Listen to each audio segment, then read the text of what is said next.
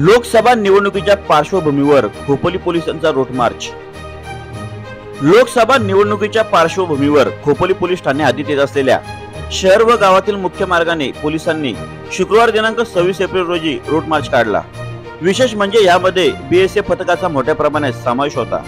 खालापूर उपविभागीय अधिकारी विक्रम कदम व खोपोली पोलीस ठाण्याचे वरिष्ठ पोलीस निरीक्षक शीतल राऊत यांच्या नेतृत्वाखाली सदर रूट मार्च काढण्यात आला असल्याची माहिती गोपनीय शाखेचे प्रदीप खरात व सतीश बागर यांनी माहिती दिली। लोकसभा निवडणूक आचारसंहिता लागू असून लोकसभा निवडणुकीच्या अनुषंगाने कायदा सुव्यवस्था अबाधित राहावा व कोणताही अनुसूचित प्रकार घडू नये, शांतता सुव्यवस्था कायम राहावी या उद्देशाने पोलीस विभागाच्या वतीने रूट मार्च काढण्यात आला।